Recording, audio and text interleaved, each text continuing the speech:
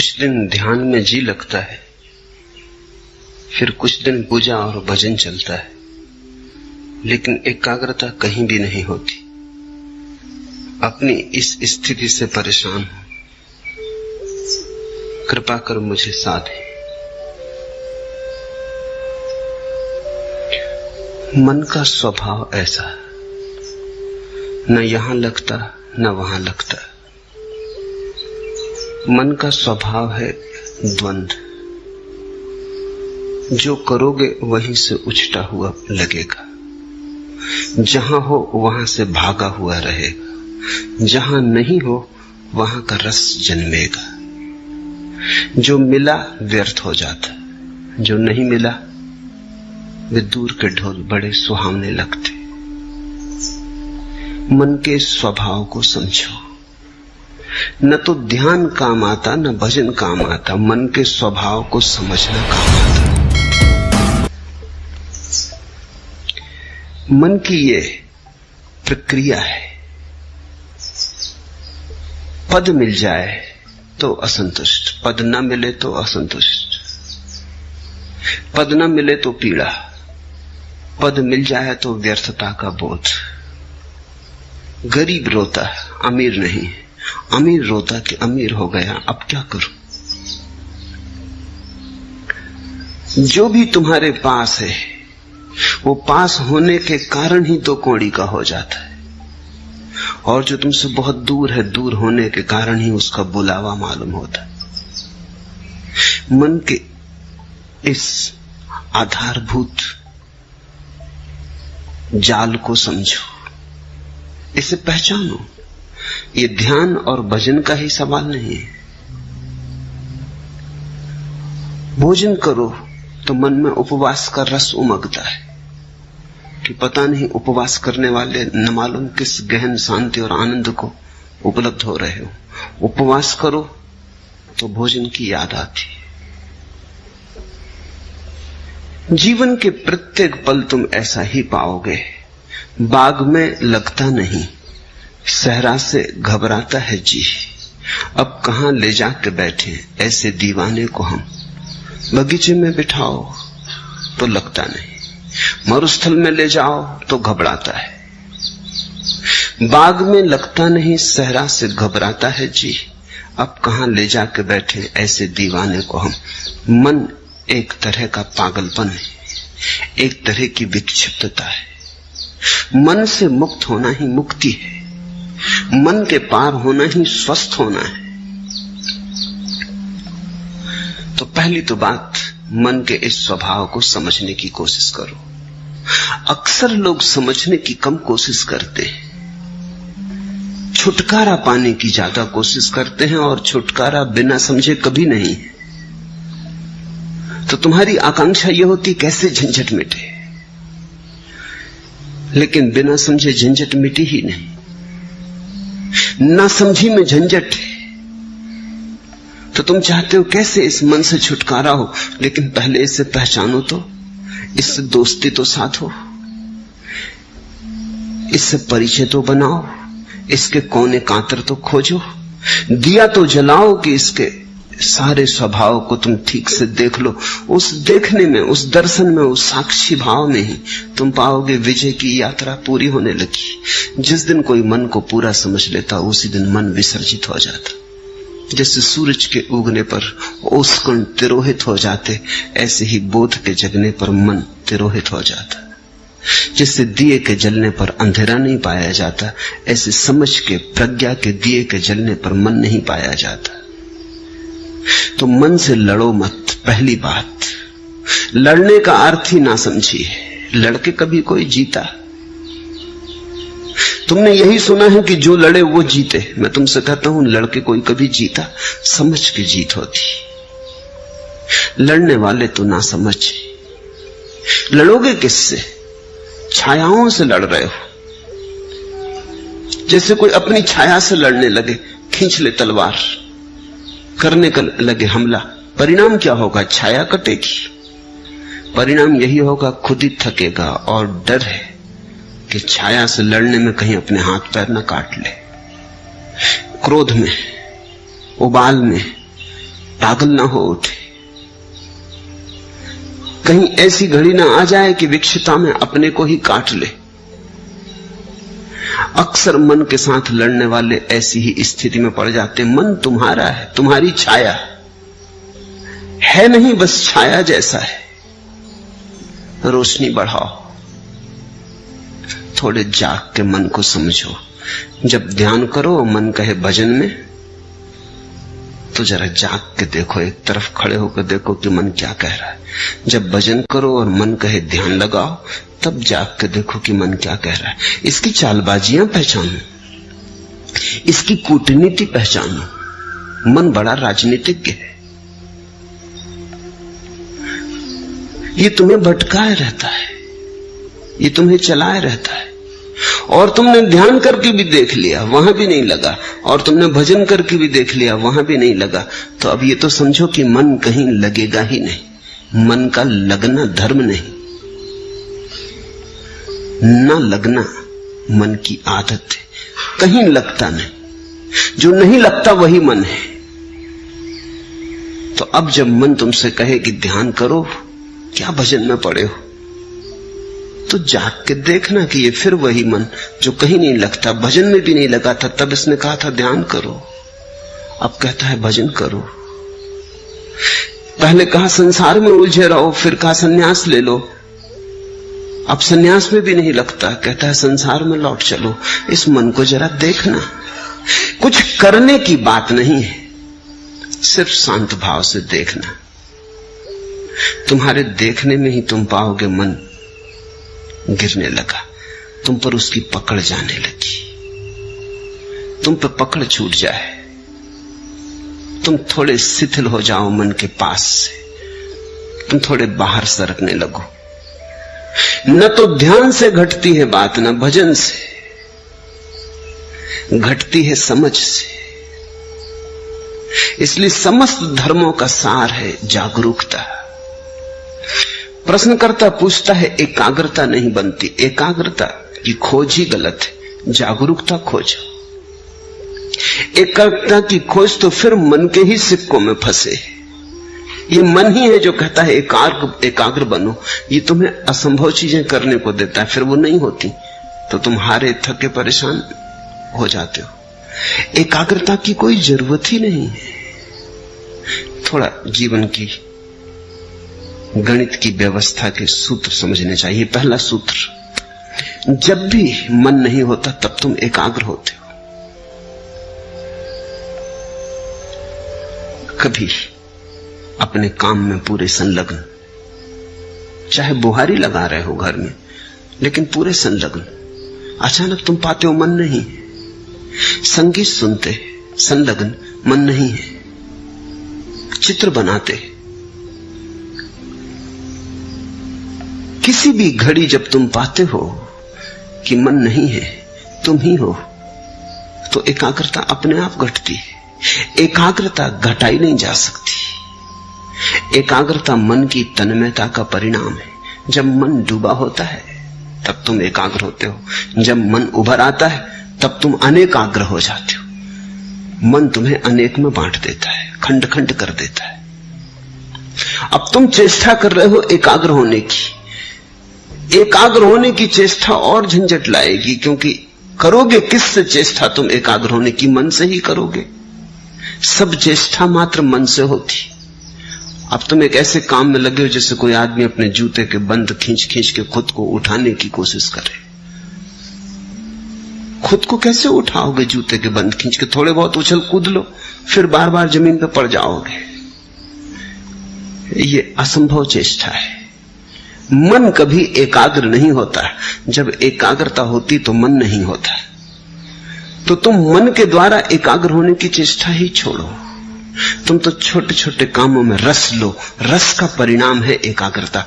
बुहारी लगाओ तो ऐसे लगाओ जैसे भगवान के मंदिर में लगा रहे हो, चाहे घर तुम्हारा ही हो, है तो भगवान का ही मंदिर। भोजन करो तो ऐसे ही करो जैसे भगवान को ही भोग लगा रहे हो।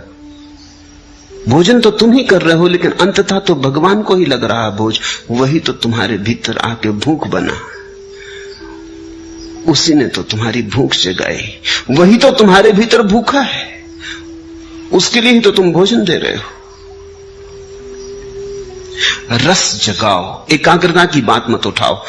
रस का सहज परिणाम एकाग्रता है।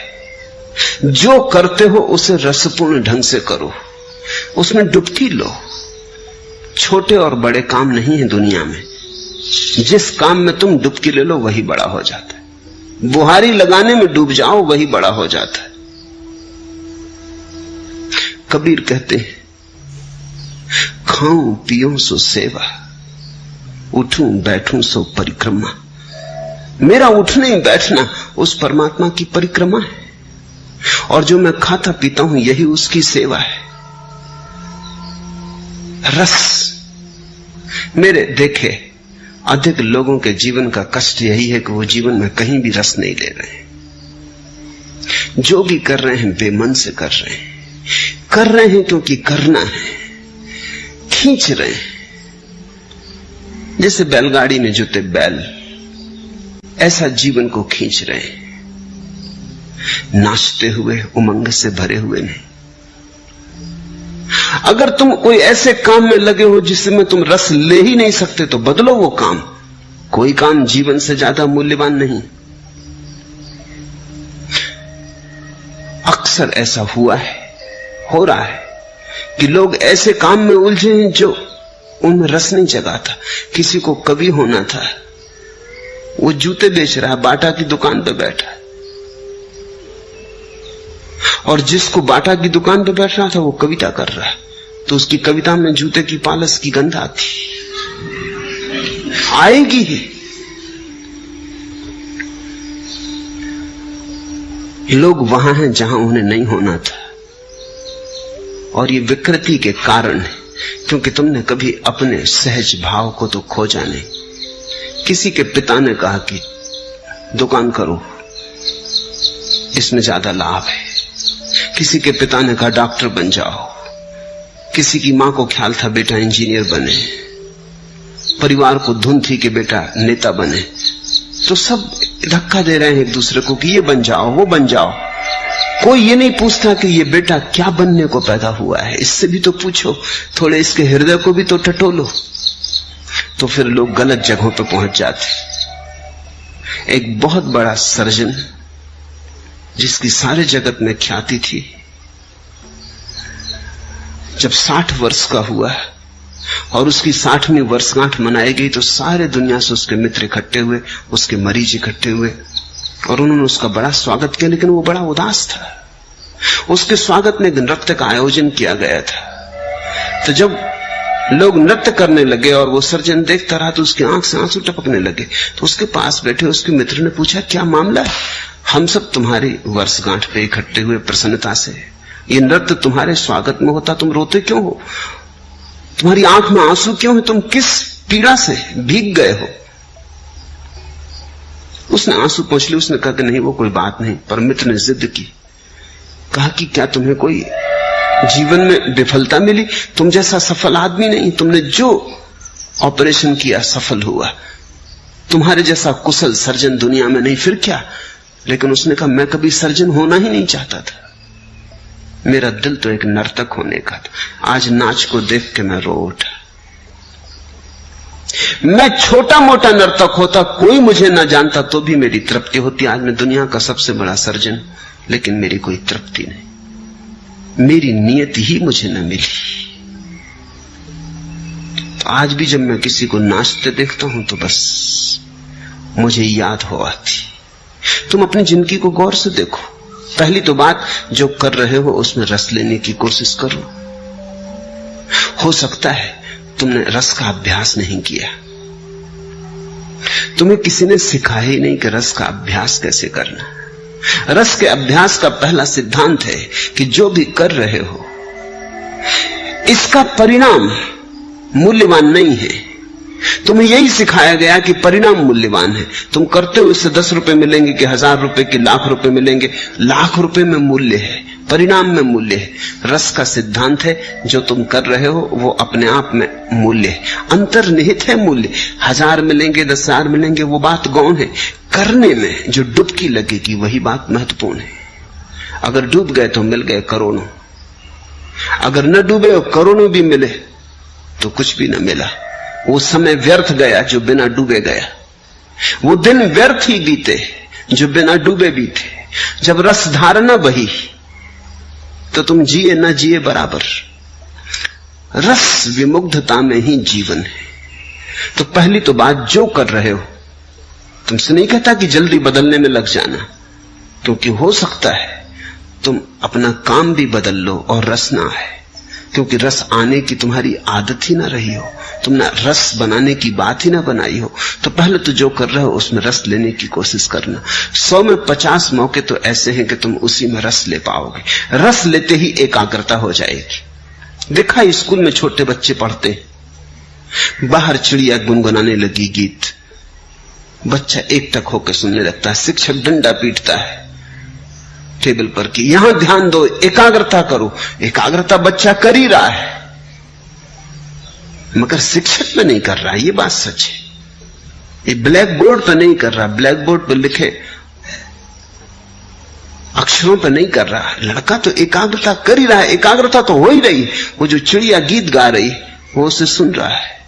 शिक्षक कहता एकाग्रता करो, मन को ऐसा विचलित मत करो।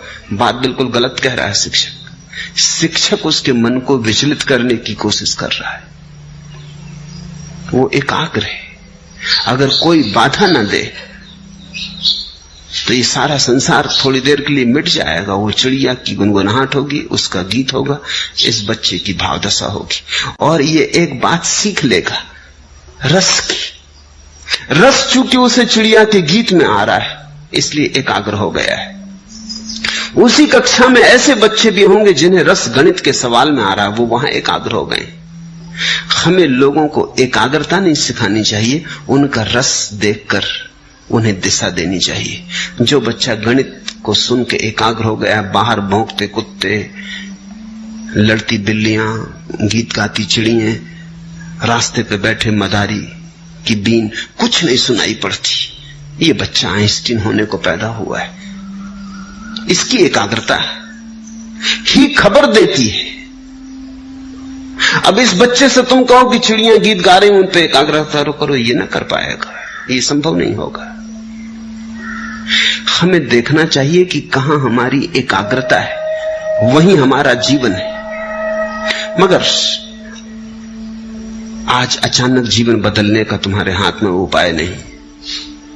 आज तो पहचानने का भी उपाय नहीं कि कहां तुम्हारी एकाग्रता होती। तुम तो भूल ही गए, तुम्हारे जीवन की सारी व्यवस्था उल्टी सीधी हो गई है। दूसरों ने तुम्हें चला दिया, दूसरों ने तुम्हें मार्ग दे दिया, दूसरों ने तुम्हें दिशा और आदर्श दे दिए, तुम्हें पूरी तरह भरमा दिया है। पहले तो जो काम कर रहे हो उसमें रस लेने की आकांक्षा जगाओ। जो काम कर रहे हो उसे इतने भाव से करो, इतनी मगनता से करो कि उससे अतिरिक्त ऊर्जा बचे ही नहीं विघ्न बाधा डालने को। एकाग्रता का और क्या अर्थ होता है? एकाग्रता कोई जबरदस्ती थोड़ी, एकाग्रता बड़ी स्वाभाविक घटना है। अब तुम यहां मुझे सुन रहे हो, जिनको मेरी बात में रस आ रहा है वो एकाग्र है। एकाग्रता कर थोड़ी रहे हो, एकाग्रता हो रही है, इसे समझने की कोशिश करो। तुम्हारे करने की थोड़ी बात है। तुम थोड़ी के बैठे हो सब मांसपेशियों को खींच के और आंखें मुझ पर गड़ा के और चेष्टा कर रहे हो कि एकाग्रता। ऐसी एकाग्रता करोगे तो तुम सुन ही ना पाओगे जो मैं कह रहा हूं। एकाग्रता सहज है, तुम्हें रस आ रहा है, उसी रस कारण तुम चल आए हो, उसी रस के कारण तुम रोज चलते आए हो, वही रस तुम्हें लाता रहा है। रस है तो एकाग्रता है, तो तुम रस को जगाओ, एकाग्रता की बात ही छोड़ दो। अगर रस जगे ही ना तो फिर समझो, फिर हिम्मत करो, साहस करो, बदलो उस व्यवस्था को जिसमें रस नहीं जगता। हो सकती है वो व्यवस्था तुम्हारे लिए नहीं। तो दरिद्र हो जाना बेहतर है समृद्ध होने की बजाय, सड़क का भिखारी हो जाना बेहतर है सम्राट होने की बजाय, अगर रस आ जाए।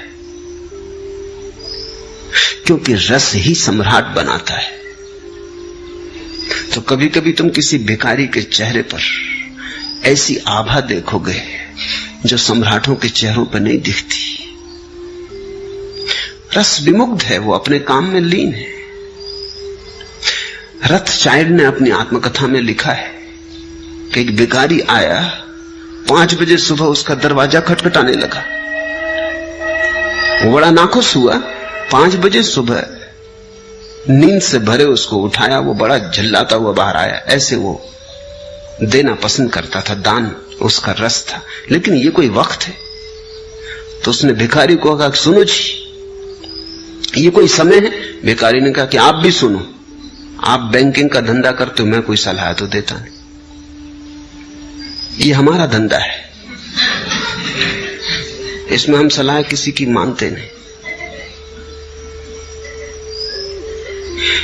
रथचाइल्ड ने प्रकाश जलाया कि इस आदमी को देखना चाहिए जो दुनिया के बड़े से बड़े करोड़पति को कह सकता है कि सुनो, तुम बैंकिंग का धंधा करते हो, हम तुम्हें कभी सलाह देते नहीं, हमारी सलाह का कोई मतलब भी नहीं, क्योंकि हमें कोई अनुभव भी नहीं, तुम हमें सलाह मत दो, हम जन्मजात भिखारी। उस आदमी के चेहरे को देखा, वो बड़ा प्रसन्न आदमी था। रथचाइल्ड ने लिखा, मैं मंत्र मुक्त हो गया। ये हिम्मत भिखारी की नहीं, सम्राट की होती। रथचाइल्ड को ऐसा कहना जिसके पास भीख मांगने आए कि चुप, सलाह मत देना, मेरे धंधे को मैं भली भांति जानता हूं। रथचाइल्ड ने उसे खूब दिया और कहा, मैं खुश हुआ इस बात से कि कोई आदमी अपने भिखमंगेपन की भी इतनी प्रतिष्ठा रखता है। कभी तुम्हें राह का भिखारी भी प्रसन्न मिल सकता है। प्रसन्नता का कोई संबंध इससे नहीं कि तुम्हारे पास क्या है। जो भी तुम्हारे पास है उसमें अगर रस है तो प्रसन्नता है। तुम अगर हाथ के भिक्षा पात्र को भी गीत गुनगुनाते हुए ढो रहे हो तो आनंद है, और तुम्हारे पीछे स्वर्ण रथ चल रहे हैं और तुम मुर्दा बुझे तो कुछ अर्थ नहीं है।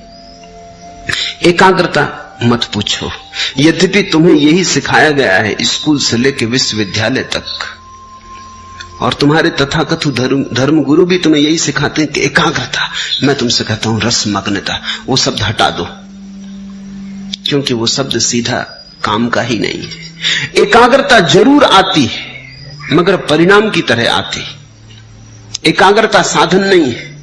जहां रस लोगे वहीं घट जाती, रस के पीछे बंधी चली आती, रस की छाया है। तो तुम कहीं भी रस लो, अगर मंदिर में रस ना आता हो, फिक्र छोड़ो, फिर मंदिर में परमात्मा तुम्हारे लिए नहीं घटेगा। जहां रस ही नहीं है वहां एकाग्रता नहीं होगी, एकाग्रता नहीं होगी, परमात्मा कहां होने वाला है। अगर तुम्हें बांसुरी के गीत में रस आता है तो वहीं तुम्हारा परमात्मा तुम्हें मिलेगा। अगर नर्तक की पायलों में तुम्हें रस आता है तो तुम्हारा परमात्मा वहीं नाचेगा। तुम्हारे परमात्मा की खोज तुम्हारे रस से ही तय होगी। रसो वैसा, उस परमात्मा का स्वभाव रस है। किसी शास्त्र ने नहीं कहा कि परमात्मा का स्वभाव एकाग्रता है। सच्चिदानंद वो रस की बात है। तुम्हें जहां आ जाए रस, जहां आ जाए आनंद, जहां उमंग उठे, जहां तुम खिल उठो, फिर वो कुछ भी हो, चाहे खेल हो तो प्रार्थना बन गई। और ऐसे तुम बैठे बैठे प्रार्थना करते रहो, भजन करते रहो, ध्यान करते रहो, और रस उमगे नहीं, मेघ मलार बजे नहीं, हृदय गुनगुनाए नहीं। ऐसे तुम करते चले जाओ जबरदस्ती, यंत्रवत। करनी चाहिए कर्तव्य बस। लोग कहते हैं इससे रस मिलेगा इसलिए कर रहे हैं, नहीं। जहां रस मिलता है वहीं परमात्मा आता है। इसलिए मैं तुमसे कहता हूं कि मेरे पास तुम्हें देने के लिए कोई अनुशासन नहीं है, क्योंकि अनुशासन कोई भी होगा पराया होगा, दूसरे का होगा। तुम्हें अपना अनुशासन खोजना पड़ेगा। प्रत्येक व्यक्ति को अपना मार्ग खोजना पड़ेगा। मैं इशारे देता हूं, उन इशारों से तुम अपना मार्ग समझने की कोशिश करो। कबीर ज्ञान को भी उपलब्ध हो गए तो भी कपड़ा बुनते रहे। जुलाहापन उन्होंने छोड़ा नहीं।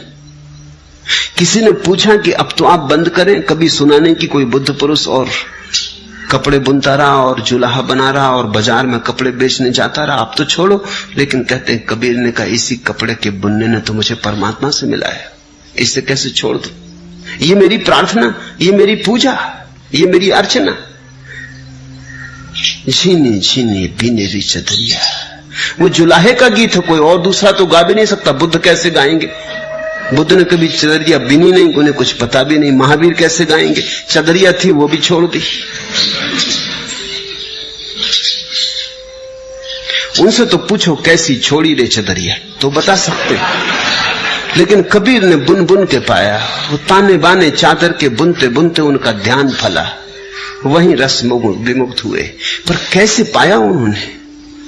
क्योंकि हमें बुद्ध की बात समझ में आ जाती है कि दूर बोधि वृक्ष के नीचे ध्यान में बैठे हुए, कि महावीर वनों में पर्वतों में एकांत में 12 वर्ष मौन में खड़े हुए। कबीर कपड़ा बुन बुन के पा लिए, रस से बुना होगा। कबीर कहते थे राम के लिए बुन रहा हूं। सभी ग्राहकों में राम देखते थे। जब अपना कपड़ा बुन के वो काशी के बाजार में बेचने जाते, कोई मिल जाता रास्ते में, कहां जा रहे हो? तो वो कहते राम आए होंगे, उनको जरूरत है, कपड़ा बुन के लाया हूं, बड़ा बढ़िया बुना है, राम को देने जा रहा हूं। जब कोई ग्राहक उनसे कपड़ा खरीदता तो वो कहते संभाल के रखना राम, बड़ी मेहनत से बुना है, बड़े रस से बुना है। कपड़ा ही नहीं है, पीढ़ी दर पीढ़ी चले ऐसी मजबूती से बुना है। अपने प्राण उंडेले। तो जिसको ग्राहक में राम दिखाई पड़े, अब उसे किसी बोधि वृक्ष के नीचे जाने की जरूरत न रही। सभी लोग बोधि वृक्ष के नीचे जा भी नहीं सकते, और अच्छा है कि जाते नहीं तो बड़ी झंझट खड़ी हो जाए। एकाध बुद्ध बोधि वृक्ष के नीचे बैठता है, चलता है, एकाध महावीर मौन खड़ा हो जाता, चलता है। लेकिन सभी ऐसे खड़े हो जाएं तो जीवन बड़ा विरस हो जाएगा। अधिक को तो कबीर जैसा होना पड़ेगा, अधिक को तो गोरे जैसा होना पड़ेगा। गोरा कुम्हार बस घड़े बनाता रहा, और घड़े बनाते बनाते खुद को भी बना लिया। और रैदास जूते सीते सीते, जूते बनाते बनाते पहुंच गए। तो तुम जो कर रहे हो उसमें रस डालो, उंडेलो रस। वही तुम्हारा भजन, वही तुम्हारा ध्यान। अगर तुम्हारी सारी चेष्टाएं असफल हो जाएं तो फिर साहस करो, तो फिर तुम गलत जगह हो। तुम कुछ ऐसी जगह बहने की कोशिश कर रहे हो जो चढ़ाव पर है। तो नदी चढ़ाव पे तो नहीं बहती, ढाल पर ही बह सकती है। रसधार भी ढाल पर ही उतर के बह के मिलता है। तो फिर बदलो, इसलिए साहस की जरूरत है। पहले सारी चेष्टा कर लो, और फिर तुम्हें लगे कि नहीं, इस ढंग से मेरे लिए परमात्मा से मिलन नहीं हो सकेगा, तो बदलो। उस बदलाहट को मैं संन्यास कहता हूं। बदलने की हिम्मत रखो। एक आदमी 40 साल तक लंदन के बाजार में दलाल का काम करता रहा। बड़ा सफल आदमी था, खूब कमाई थी, सब तरह का सुख था। किसी ने कभी सोचा भी न था एक रात वो घर से नदारद हो गए। पत्नी भी भरोसा ना कर सकी, बेटे भी भरोसा ना कर सके, मित्र भी भरोसा ना कर सके, काम धंधे में जो लोग संबंध था वो भी भरोसा ना कर सके। क्योंकि न तो वो आदमी कभी किसी और स्त्री के संग में देखा गया था कि पत्नी सोच भी सके कि वो किसी स्त्री के साथ भाग गया, न उसके कोई धार्मिक रुझान थे कि वो कोई किसी जाके आश्रम में सन्यासी हो गया होगा, न कोई दुख था कि आत्महत्या कर ली होगी। सब भांति सुखी संपन्न आदमी था, जिसको हम सुखी संपन्न कहते, वैसा आदमी था, सब ठीक ठाक था। कोई 3 साल बाद उस आदमी का पता चला कि वो पेरिस में चित्रकला सीख रहा है, भिखमंगे की हालत हो गई है। भागे उसके मित्र, उससे कहा तुमने ये क्या किया? तुम्हारे पास सब था, सब ठीक था। उसने कहा वही अड़चन थी, सब ठीक था, कहीं कुछ गड़बड़ ना थी। लेकिन कोई प्रफुल्लता ना थी, कहीं कोई उमंग ना थी। सब ठीक चल रहा था और सब ठीक में चला रहा था, लेकिन कोई रसधार न बह रही थी। मेरे जीवन में सदा से आकांक्षा थी कि चित्रकार बनूं, दलाल बनना मैंने कभी चाहा न था। वो सफलता संयोगिक थी। अब मैं खुश, मेरे पास अब कुछ भी नहीं है। चित्र बनाता हूं, बिक जाते हैं तो भोजन के लायक, कपड़े के लायक इंतजाम कर पाता हूं। अपने पास रहने का छप्पर भी नहीं, एक मित्र के कमरे में बना हूं, रह रहा हूं, लेकिन वापस मुझे जाना नहीं। मैं प्रसन्न। और जो मित्र गए थे उन्होंने देखा कि वो आदमी एक अद्भुत ऊर्जा से, एक अद्भुत आभा से भरा था। सूख गया था शरीर उसका, लेकिन एक रोशनी थी।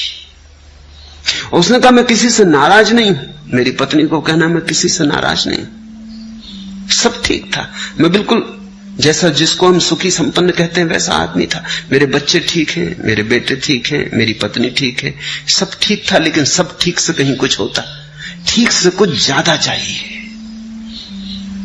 ठीक से क्या होगा, ऐसे तो ठीक ठीक ठीक और मर जाएंगे। सुविधापूर्वक जी लिए और मर गए, नाच तो पैदा ही ना हुआ, जीवन में फूल तो खिले ही नहीं, लौटा नहीं वापस। बड़ा चित्रकार बन गया। इसे मैं सन्यास कहता हूं।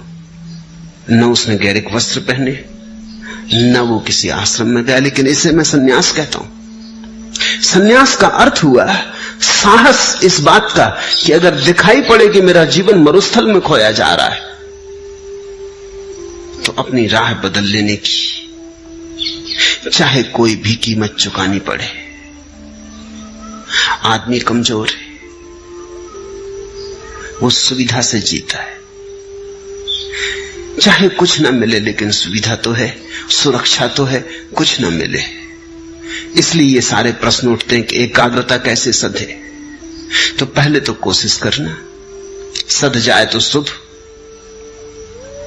चेष्टा करने से 50% मौके हैं सध जाएगी, न सधे तो हिम्मत करना, देर मत लगाना, क्योंकि जिंदगी रोज हाथ से सरकी जाती। जिंदगी उन्हीं की है जो हिम्मत से जिंदगी को बदलने के लिए तैयार होते, नहीं तो जिंदगी बह जाती चिकने घड़े के ऊपर, जैसे वर्षा का जल बह जाता, कुछ भरता करता नहीं, या उल्टे घड़े पर जैसे वर्षा गिरती रहती, टप टप बहुत आवाज शोरगुल मचता, लेकिन घड़ा खाली खाली रहता, उल्टा रखा है। तो जरा गौर से देखना, तुम्हारा घड़ा अगर भरता ना हो तो कहीं उल्टा तो नहीं रखा है।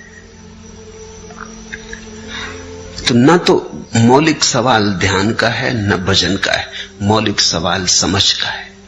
मन के स्वभाव को समझो, एकाग्रता की बात ही मत उठाओ,